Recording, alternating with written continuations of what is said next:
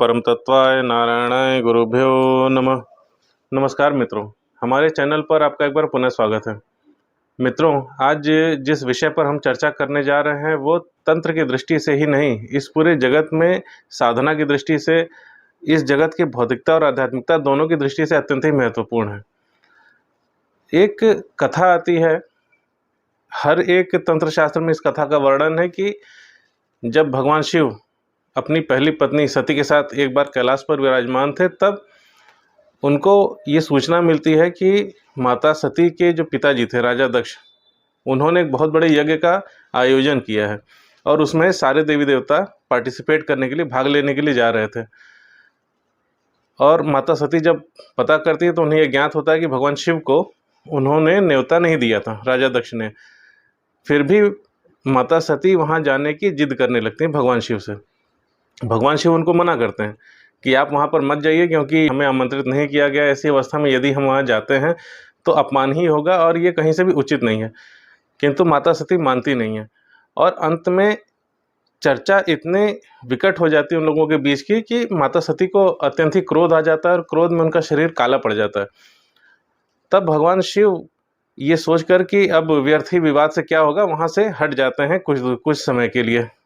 भगवान शिव जिस भी दिशा में जाते हैं वहाँ पर देवी का एक स्वरूप प्रकट हो जाता है, उनका मार्ग रोककर।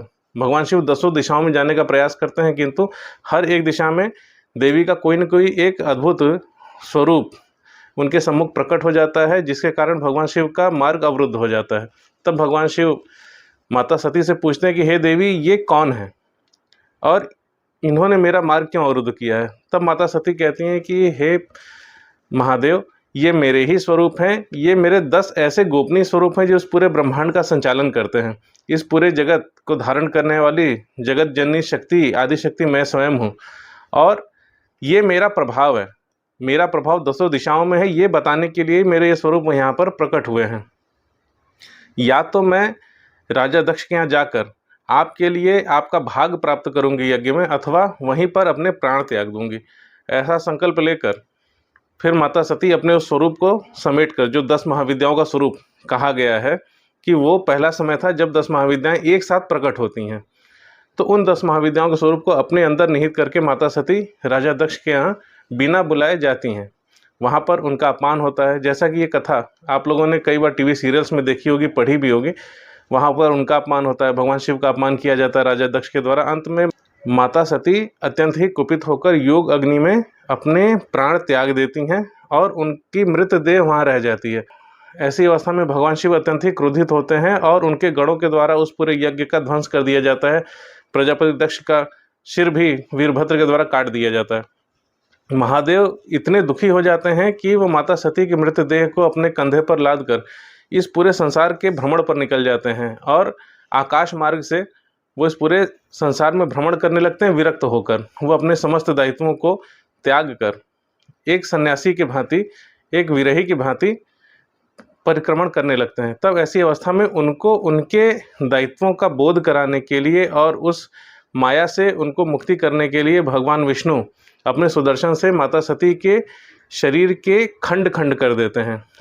वो खंड अलग अलग स्थानों पर इस पृथ्वी पर गिरते हैं। जहाँ जहाँ भी वो अंग गिरते हैं वो स्थान शक्तिपीठ के रूप में प्रसिद्ध होते हैं। टोटल 51 ऐसे स्थान हैं जहाँ पर माता सती के वो अंग गिरे थे, उन्हें शक्तिपीठों की संज्ञा दी गई। अर्थात वो ऐसे ऊर्जा के क्षेत्र हैं, एक ऐसे पॉइंट हैं जहाँ पर शक्ति अपने चरम पर है।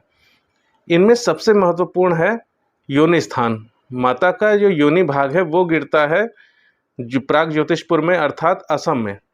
गुवाहाटी के पास नीलांचल पर्वत है। उस पर्वत को भगवान शिव का स्वरूप माना जाता है।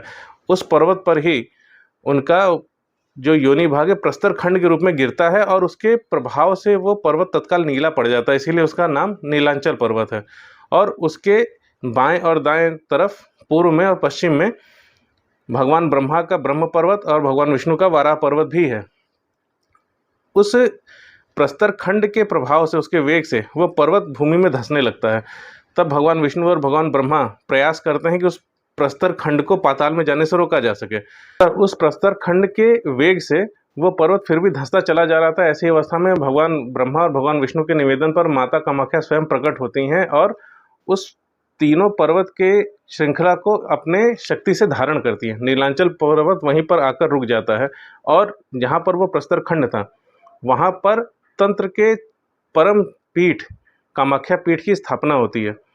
वहाँ पर माता कामाख्या अपने पूर्ण स्वरूप में विराजमान होती हैं और वहीं पर उनका ऐसा स्वरूप है जो निरंतर अपने भक्तों का कल्याण करता रहता है। ये कथा है कामाख्या पीठ के स्थापना की कि किस प्रकार कामाख्या पीठ स्थापित हुआ। कामाख्या पीठ इस पूरे संसार में तंत्र का मुख्य बिंदु है, जहाँ से इस पूरे संसार में तंत्र प्रकट होता है और जहाँ पर जाकर तंत्र लय हो जाता है वो कामाख्या पीठ है। क्योंकि जगत जननी जगदम्बा का जो मूल बिंदु है वो योनि पीठ है, जहाँ से इस पूरे संसार का सृजन हुआ है। वहीं से हर एक ज्ञान हर एक विद्या प्रकट होती है और उन्हीं की परिक्रमा करके अंत में वहाँ पर लय हो जाती है। कामाख्या पीठ हर एक प्रकार के साधक के लिए, चाहे वो किसी भी संप्रदाय का हो, उसके लिए अत्यंत ही पूजनीय और अत्यंत ही सम्मानीय है। कोई भी व्यक्ति अगर साधना के क्षेत्र में है तो उसको अपने जीवन में कम से कम एक बार ही सही कामाख्या पीठ का दर्शन अवश्य ही करना चाहिए। हर वर्ष 22 जून से लेकर 25 जून तक माता का गर्भगृह बंद रहता है। वहाँ पर एक अति ही विशेष घटना होती है जिसके कारण मंदिर के पट बंद होते हैं। वो समय होता है नवसृजन का। आप लोग कभी भी किसी तीर्थ में जाते होंगे तो हर जगह पर आप देवी देवता के विग्रहों के दर्शन करते हैं, किंतु कामाख्या तीर्थ में विशेषता ये है कि वहाँ पर आपको विग्रह के नहीं बल्कि जल के दर्शन होते हैं। एक प्रस्तर खंड और उसके साथ एक छोटा सा कुंड जिसमें जल रहता है, उस जल का ही दर्शन प्रमुख दर्शन माना जाता है। इस पूरे संसार की जो आपका भौतिक जगत है, जो आपको दृश्यमान है, इसकी उत्पत्ति का मूल कारण जल माना जाता है। क्योंकि यदि आप विज्ञान को भी देखें तो मॉडर्न साइंस ये कहती है कि जल में ही पहला जीव उत्पन्न हुआ था। तो जल को जीवन का कारक माना जाता है, जहाँ से जीवन की उत्पत्ति हुई, उस जल का दर्शन किया जाता है। इस जल को माता का रज माना जाता है।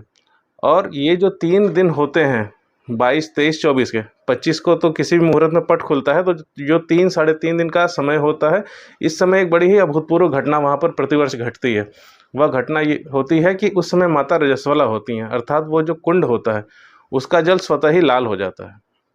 और इन 3 दिनों के लिए मंदिर के पट को बंद कर दिया जाता है।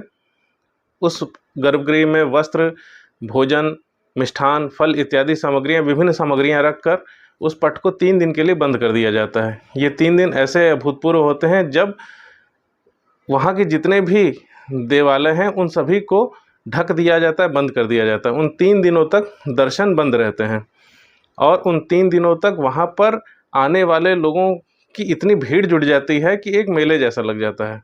इस कारण से इसको अम्बुवासी मेले का नाम दे दिया गया। अम्बु अर्थात जल, वासी अर्थात वहाँ जो लोग निवास कर रहे हैं माता की साधना के लिए, माता के दर्शन के लिए। ये 3 दिवस इस पूरे वर्ष के ऐसे 3 दिवस होते हैं जो इस पूरे संसार को एक नया वर्ष प्रदान करते हैं, एक वर्ष की ऑक्सीजन देते हैं। क्योंकि वहाँ पर जो लोग इकट्ठा होते हैं वो सामान्य नहीं होते, असामान्य साधक होते हैं, जो विभिन्न, कभी कोई जंगलों में तपस्या कर रहा है, कोई कंदराओं में तपस्या कर रहा है, कोई किसी पंथ को मानने वाला है, कोई किसी पंथ को मानने वाला, कोई किसी संप्रदाय का है। छोटे से लेकर बड़े तक विभिन्न साधक वहाँ प्रकट होते हैं, आते हैं और वो लोग निरंतर तपस्यारत रहते हैं, अपने अपने व्यक्तिगत अनुष्ठान करते हैं, माता को मनाते हैं। उनके संयुक्त साधना का जो बल है उन 3 दिनों में उस क्षेत्र को इतना ज़्यादा शक्तिवान कर देता है, उस क्षेत्र के औरे में इतनी ज़बरदस्त वृद्धि कर देता है कि यदि कोई व्यक्ति सामान्य रूप से वहाँ जाकर खाली मंदिर की परिक्रमा करके भी चला आए तो उसके बहुत से दोष कट जाते हैं। उस क्षेत्र का इतना ज़बरदस्त महत्व है। इसी कारण से हर वर्ष वहाँ पर मेले जैसी स्थिति हो जाती है और वहाँ पर आकर हर एक व्यक्ति को साधना अवश्य ही करनी चाहिए। इस वर्ष भी 22 जून से लेकर 25 जून तक अम्बुवासी मेला रहेगा, जो कि हर वर्ष ही रहता है। तो उसमें यदि आपको मौका मिले तो आना चाहिए, यदि नहीं मौका मिलता है तो अगले वर्ष या किसी भी वर्ष आपको कम से कम अपने जीवन में एक बार इस मेले का आनंद अवश्य ही लेना चाहिए और उसके उपरांत माता का दर्शन अवश्य ही करना चाहिए। क्योंकि माता जगत जननी जगदम्बा अपने मूल स्वरूप में वहाँ पर विराजमान है, अपने तंत्र के श्रेष्ठ स्वरूप में वहाँ पर विराजमान है। और यही नहीं, उनके अतिरिक्त 10 महाविद्याएं भी उस नीलांचल पर्वत पर ही विराजमान हैं, जिनमें से माता मातंगी और माता कमला वहीं अंदर गर्भगृह में ही माता कामाख्या के साथ विराजमान है। माता त्रिपुर सुंदरी को चूंकि माता कामाख्या का ही स्वरूप माना जाता है, इस कारण से 3 महाविद्याएं उस गर्भगृह में एक साथ विद्यमान होती हैं। इसके अतिरिक्त जो शेष 7 महाविद्याएं हैं वो उस पूरे नीलांचल पर्वत पर अलग अलग स्थानों पर विराजमान है, जहाँ पर आपको उनके जल दर्शन अथवा उस प्रस्तर के दर्शन होते हैं जो माता का स्वरूप है।